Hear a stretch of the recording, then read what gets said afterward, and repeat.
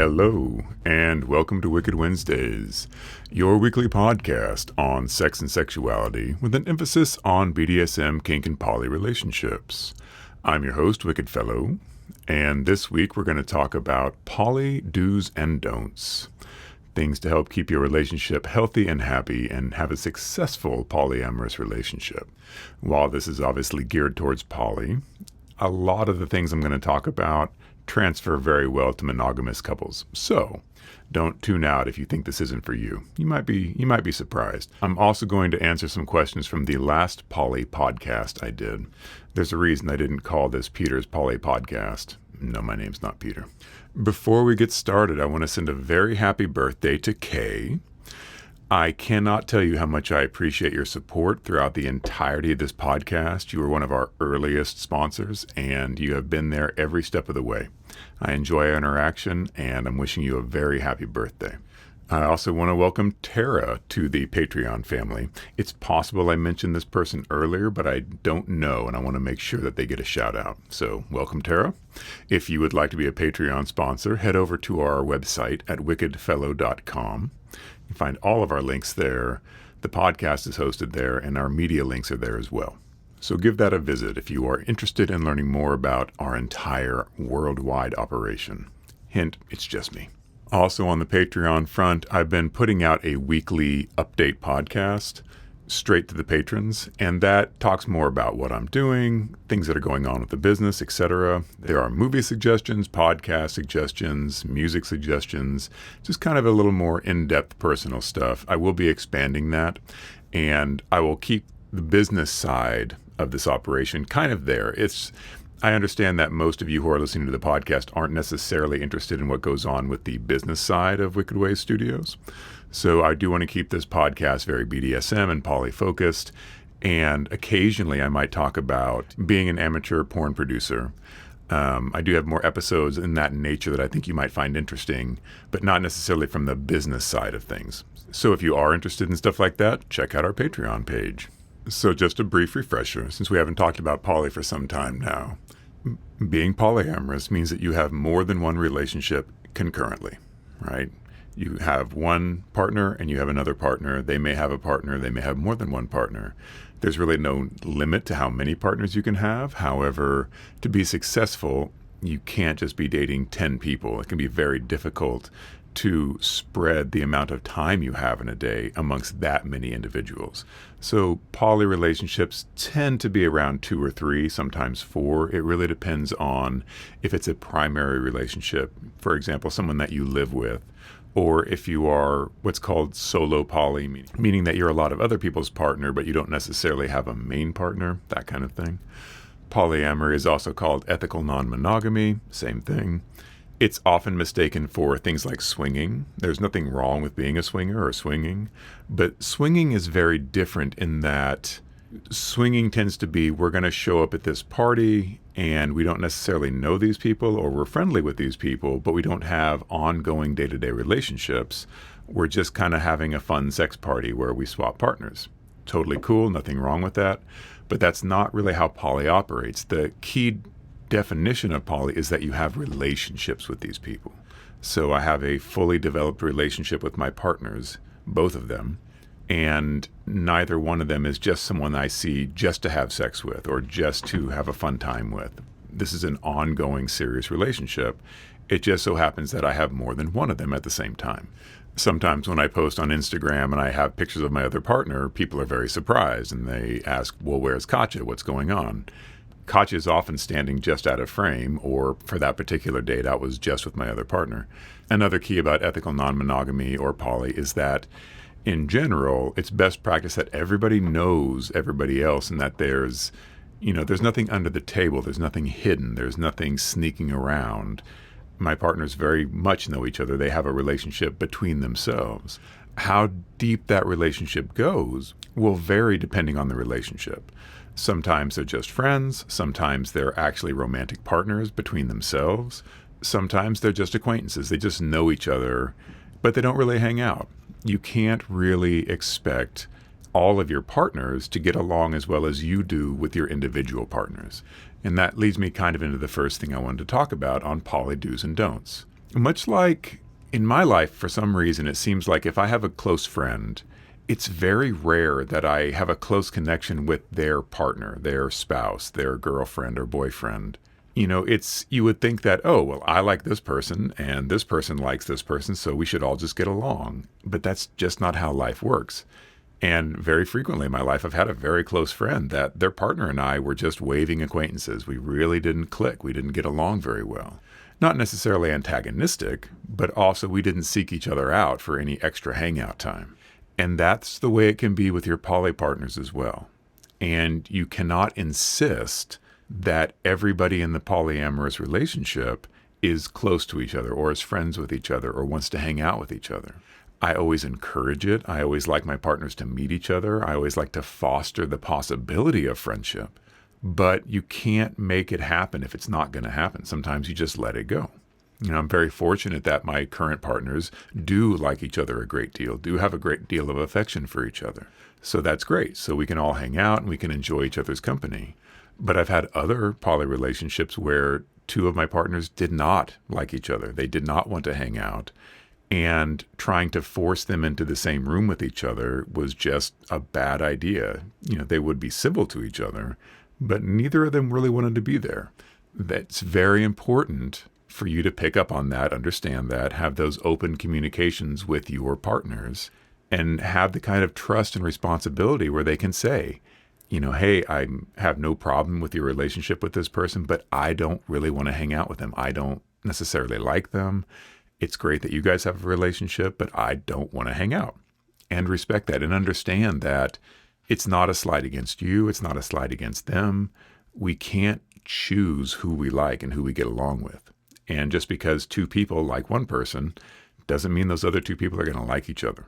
So yeah, I've learned as I've had a lot of experience in poly that, lay the groundwork, allow them the opportunity to be friends, but don't push so hard. Don't push too hard on that friendship because it's not going to work out unless it happens naturally. Along those same lines, I think it's best practice in general in a poly relationship that you kind of keep the interpersonal goings on of that poly relationship separate. I'm not talking about keeping secrets, but for example, if you're having problems with one of your poly partners, it's not necessarily a great idea to vent those problems to your other partner or one of your other partners. And the reasons for that are the people that are in a close relationship with you, the people that are your partners, are on your side, right? They want to stand by you. They want to support you. They want to be there for you. And by venting about a problem you have with another partner, you tend to create this 2-on-1 dynamic, like it's us versus them. And you don't want to create that tension and that dynamic of, I'm unhappy with this person and I'm turning to you for comfort on this. It can be very difficult for the poly partner that you're turning to because it's going to create feelings of antagonism towards your other partner in them. So I would avoid it. I'm not saying that you can never broach a problem or have a discussion about your other partners, but think about what you're doing. Think about how you are presenting one of your partners to your other partner. Because frequently, we get upset with somebody and we have hard feelings and we go vent to a friend, and that's fine. The friend isn't necessarily part of the relationship with the other partner, whereas in a poly relationship, those bonds can be very close, and you don't want to have that antagonism from one of your partners to another partner transferred through you. So I would avoid that. Can it be done healthily? I'm sure that it can be done in a healthy way. I'm sure that there are some relationships where it's perfectly fine to vent and complain and say, oh, I can't take this anymore. They're driving me crazy, etc. And the person you're venting to doesn't necessarily form bad feelings towards your other partner. But human beings are human beings, and it's very easy to start to side with your partner and be against the other partner. And that can create a very unhappy and unhealthy relationship dynamic between the three of you. Then it's a matter of when you go to have a date with that other person, your other partner is thinking, well, why do you even hang out with them? All they do is make you unhappy. All they do is make you sad. And you're choosing to go hang out with them instead of hanging out with me, for example.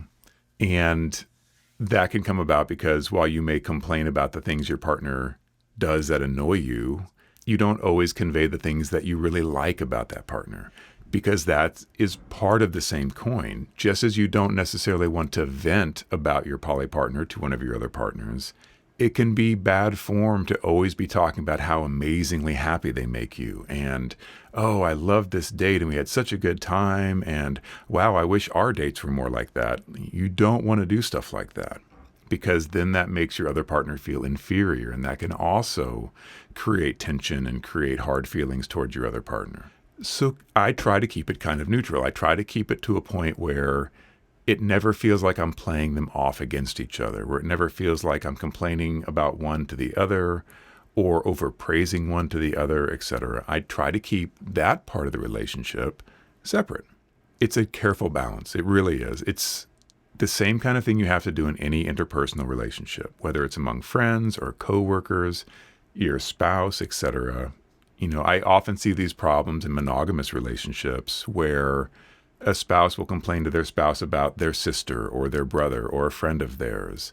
And that can create an animosity. That can create a bad feeling towards that other person, because we always want to side with our partner. Or if it's, a close relative or a friend, if your spouse has a sister or a brother that you can't stand, you got to be careful about how much heat you bring against that person, because you're putting your spouse in a very uncomfortable position. They want to choose you, but they also feel very close to their family, usually. So, if you don't like your sister-in-law, sometimes you just have to grin and bear it, because you don't want to put your partner, your spouse, your girlfriend or boyfriend in between the two of you, feeling like they have to be a referee and keep you apart.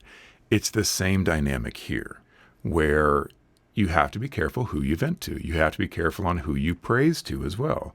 Because again, these feelings of inadequacy can come up, these feelings of fear and jealousy. That's part of any relationship. And of course, it's part of a poly relationship as well. And that jealousy is one of the biggest hurdles people have to overcome in a poly relationship. So the smart poly partner is very careful about how they talk about their other partners to their other partners. Be smart about it.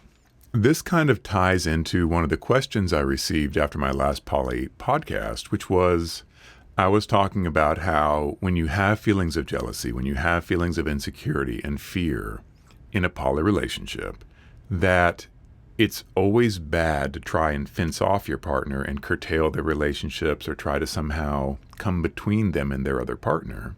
That usually ends bad for you. The best thing you can do is be the best possible partner to them. Always strive, never get complacent, etc. And again, that's great advice for a monogamous relationship too. But in poly, it's especially important because your partner has another partner. And if you are dragging them down and their other partner is lifting them up, they're going to naturally want to go towards the partner that makes them feel good, the one that makes them feel secure, the one that makes them feel safe, the one that they don't feel like they're being attacked, etc. So you have to decide, which one do you want to be? Do you want to be the partner that's making them feel bad and making them feel attacked and vulnerable and afraid?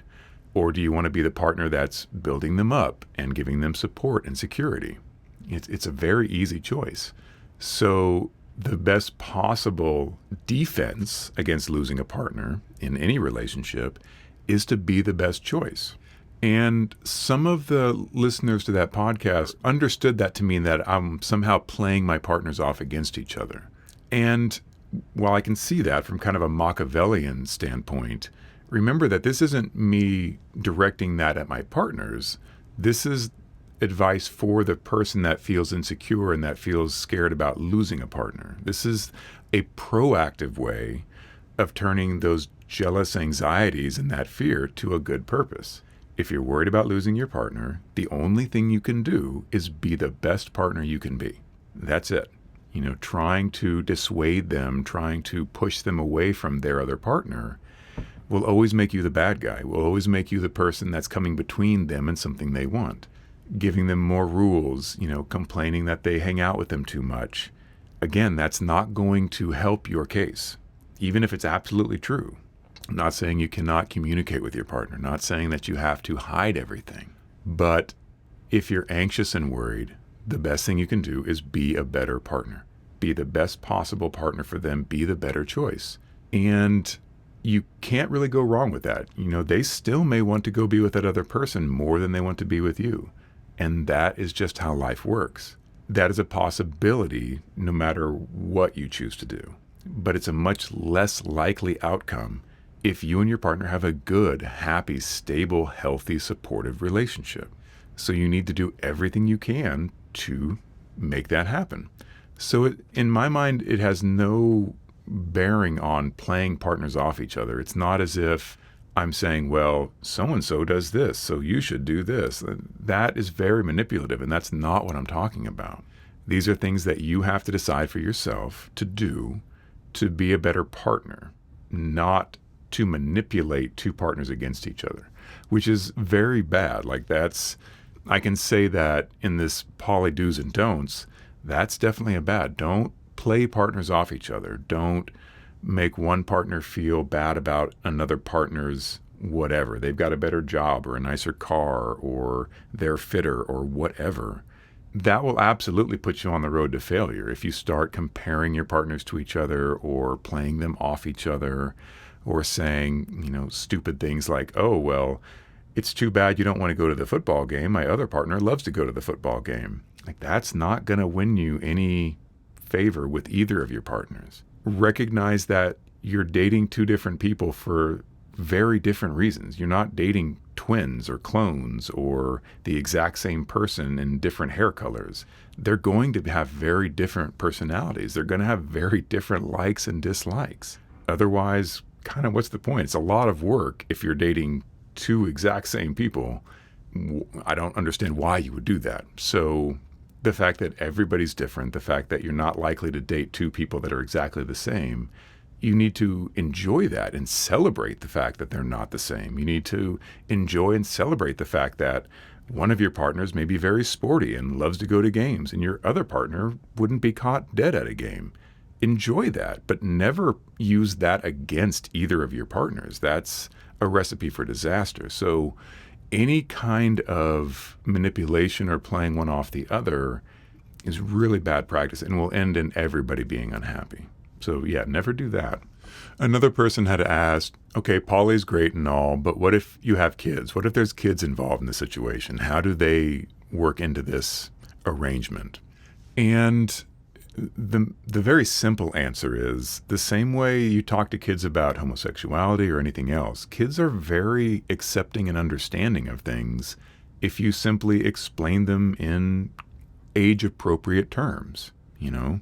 Why are those two men holding hands? Because they love each other. They're in a relationship, just like, your mom and me, for example.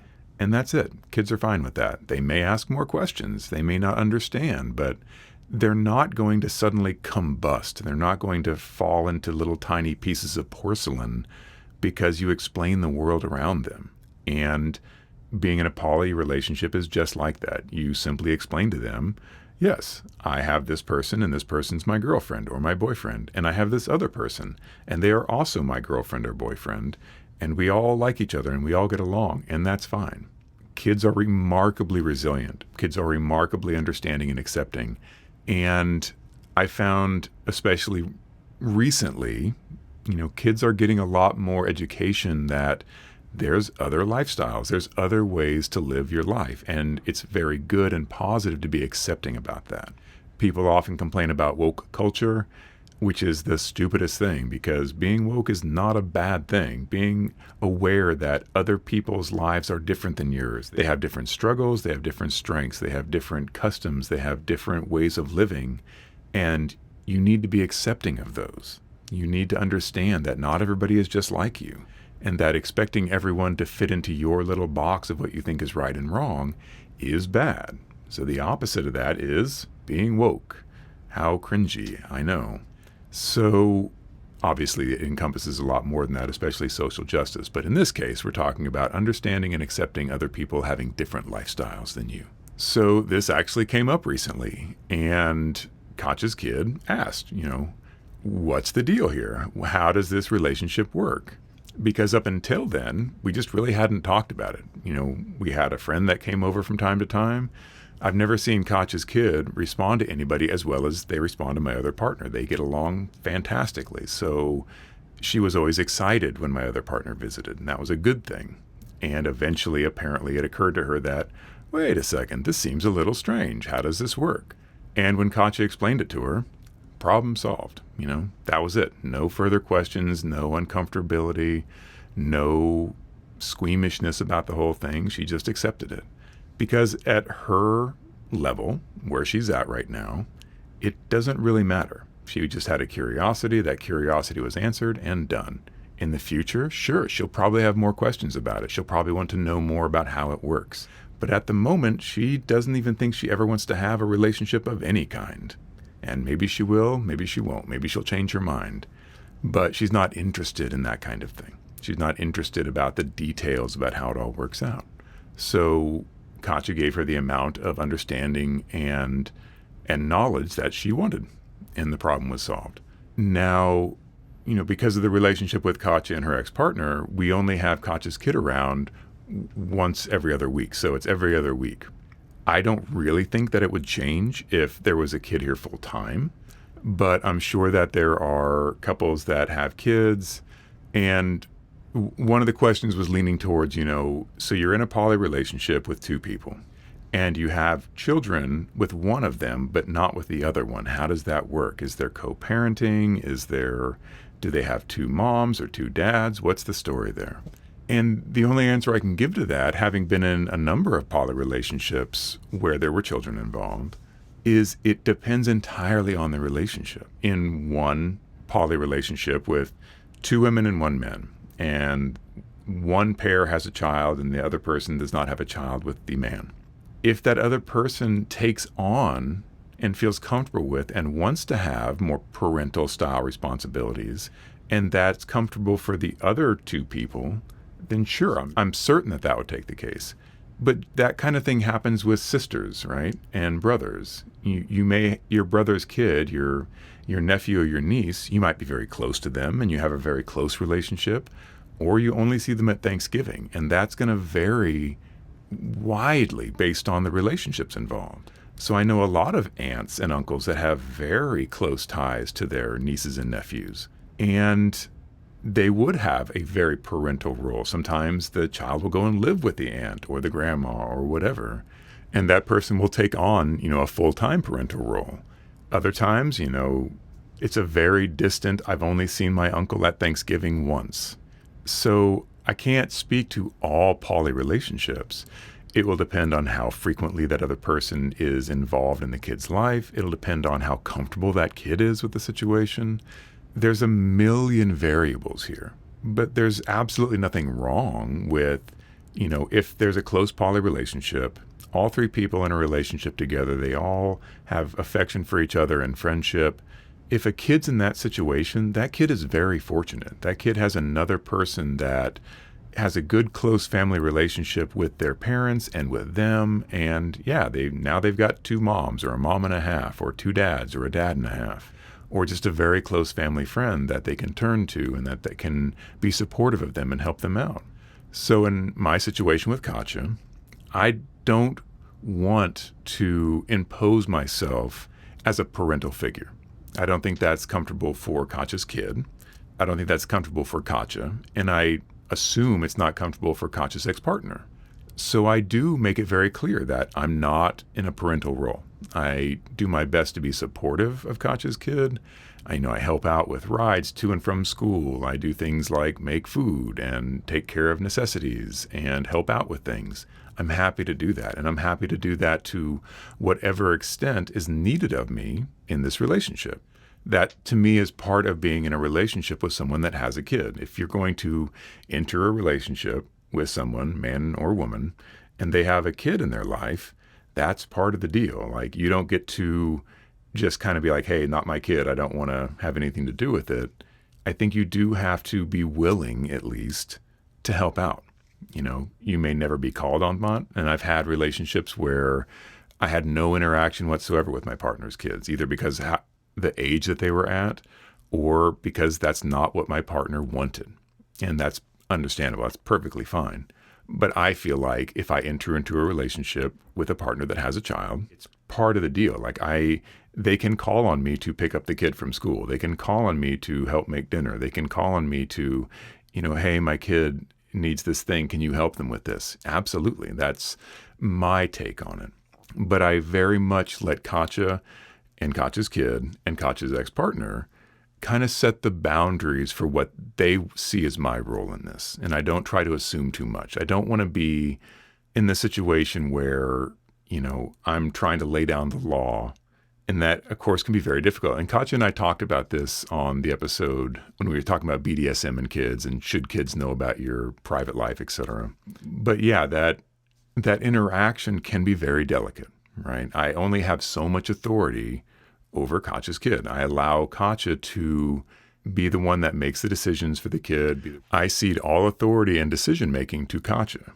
Now, yes, I absolutely give Katja my input because Katja's my sub and that's my job.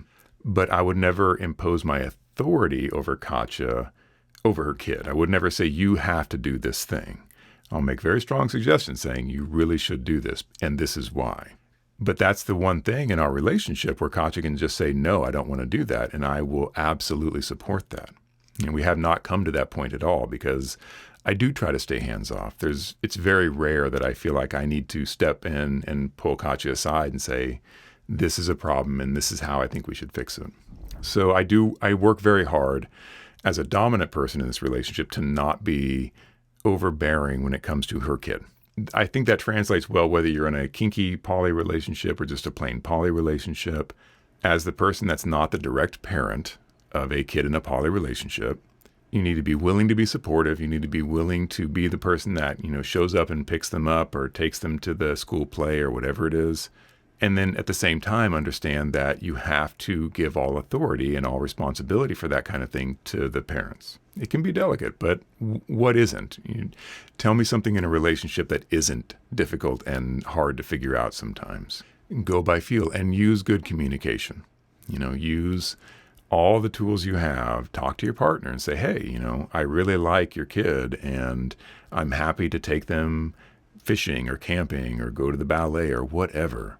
Whatever they're comfortable with, make yourself available. And they may say, I appreciate that, but, her father and I or her mother and I kind of want to keep this separate. So I really appreciate it. And you're welcome to come to the school play, but we want to be the ones that do that kind of thing. Or they may be perfectly happy to let you take them because they're tired and they need a break. It really will depend on the individual relationship. But since I went off in this long tangent, coming back to the main point of can kids understand and handle a poly relationship? Absolutely. They absolutely can. I've never been in a relationship with someone where the kids were freaked out and didn't, just accept it. They just were like, okay, whatever, you guys do what you do, because kids today are a bit more socially aware. They're a bit more accepting of people that have non-traditional or alternative lifestyles.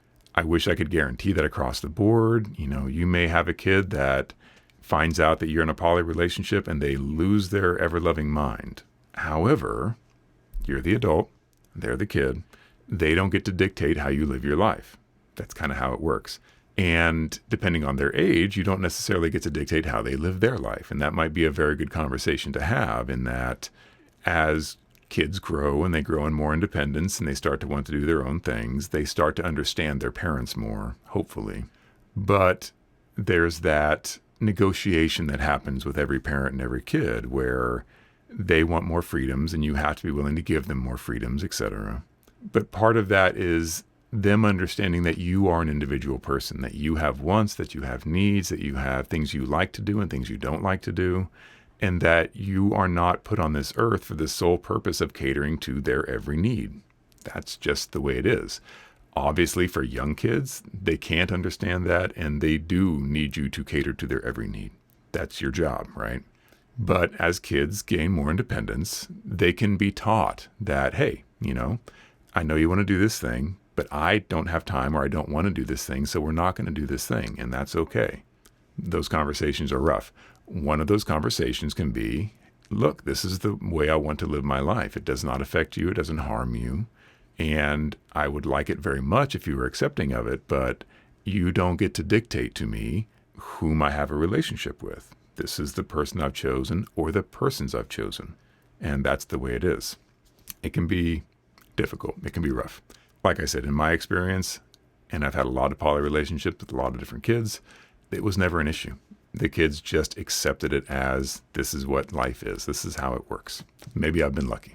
I did not expect to go on quite such a tangent on the parenting aspect of it. Obviously, I've got a lot more thoughts on that than I thought I did. There will be more of these. There'll be more periodic poly episodes where we delve into more detailed specifics, how to make it work, how to approach it, etc. One of the other questions that I got recently was, so you know a poly person and you're interested in dating them, how do you go about asking them on a date? For example, if you knew a married couple and you're interested in dating one of them, it's probably inappropriate to ask one of them on a date. For poly people, it's not necessarily inappropriate. The difficulty will be, are you sure they're poly? Usually you know or you don't know. And if you're sure they're poly, then yes, you may treat them as a single individual in forms of dating. Now, of course, they may not be interested in dating, or they might be interested in dating. You don't know. But you can approach a poly person exactly like you would approach anybody that you didn't know for certain had a boyfriend or girlfriend. And then the impetus is on them to say, oh, well, yes, I'm interested, or I'm unavailable, or, I have 2 poly partners already. So while I am poly, I don't have room in my life right now for another partner, which is something that I frequently have to tell people, which is, yes, I am poly and I'm free to date whomever I want, but I have to be very careful on my time. I have very little time already.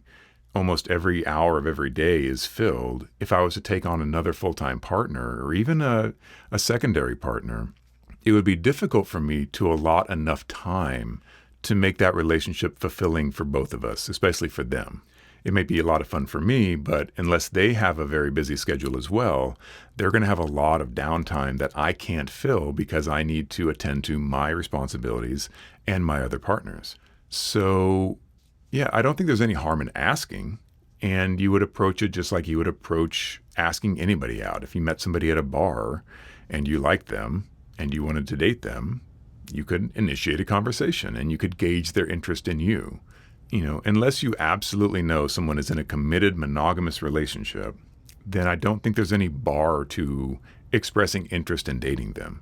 I can tell you from a poly perspective that, being poly, if you're approached by somebody, you tell them, oh yeah, I'm interested. I have a partner. This is my current situation, etc.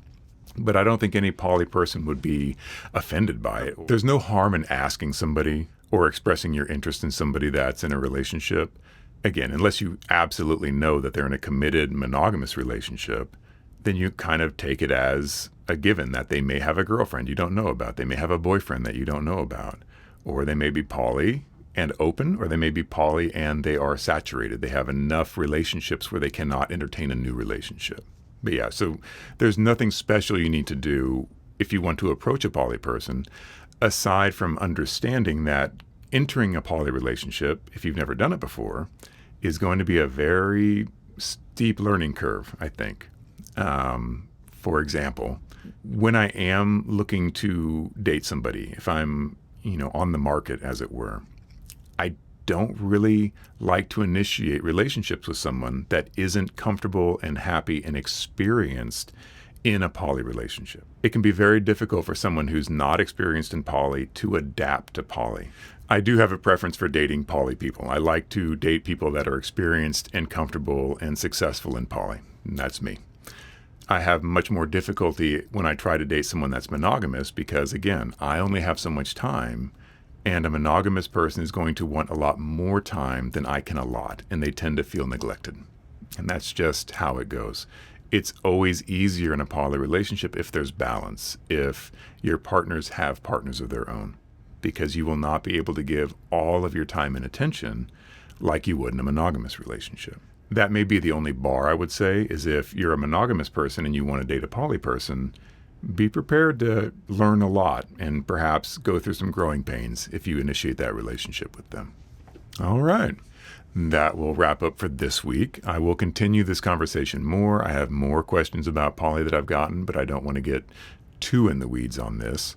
When I create these episodes, I will sit down ahead of time and I look at my sheets and I look at the questions I've been asked, and I do get an outline for the podcast. I know roughly what I want to talk about. But until I sit down here and I look into the camera, I don't have a script. And I tried scripting it. I didn't like it. I didn't like the way that it came across as very dry and scripted. I like sitting down and talking to you guys as if we were sitting across the table at a coffee shop and you were asking questions or you had something that you wanted to know about and I had stuff to talk to you about. Very conversational, very one-on-one. I do have a very amalgamous view of my subscriber. I sit down and I think about their questions. I think about what you guys have written to me. I think about the concerns you've expressed to me, the questions that you've asked. And obviously, while I'm not speaking to any one of you directly, I do approach this as if it was a one-on-one conversation. So I knew what I wanted to talk about today, and I've talked about things I had no idea I was going to mention. And that's fine. But it means that sometimes these podcasts go in directions I have almost no control over. That's what happens when you do it live. I appreciate you guys tuning in. I really hope that you subscribe and that you follow us on Instagram. It is kind of amazing to me that there's a few thousand of you that tune into this podcast and write to me about it, ask me questions, send me fan mail, correspond with me. It's kind of amazing, and I really appreciate it, and I value that interaction. So keep those questions coming, keep that back and forth, that communication. That really helps me make a better podcast for you guys. My How to Be a Better Podcaster shows tell me that I should always give you a call to action like, be sure to subscribe, hit that like button, etc. So do those things, or not. Entirely up to you. Check out our social media on Instagram. You can find all of our sites by going to wickedfellow.com. Our YouTube page, the podcast is there. And I found out this week that, this is kind of funny, I am a huge audiobook fan. And recently Audible, kind of the big audiobook company, started featuring podcasts on their Audible feed. And I thought to myself, wow, I'd like to get my podcast on Audible. How does one go about that? So I went to Audible, looked it up, checked it out, and it turns out that this podcast has been available on Audible for over a year. So there you go. So in addition to all the other places you can find us, iTunes and Spotify and Stitcher and pretty much every podcasting app there is, you can also check us out on Audible just by searching for Wicked Ways Studio Podcast. Wicked Wednesdays might show up. I don't know how that search criteria works. We are on Audible. I will add that link to our homepage because it's kind of fun. It's always a bit surreal when my podcast comes up in Apple or my podcast comes up on Google. I'm sure I'll get used to it in time, but at the moment it's still like, oh, look at that. All right, everybody. As always, consent is king. Take very good care of each other, and I'll see you next week.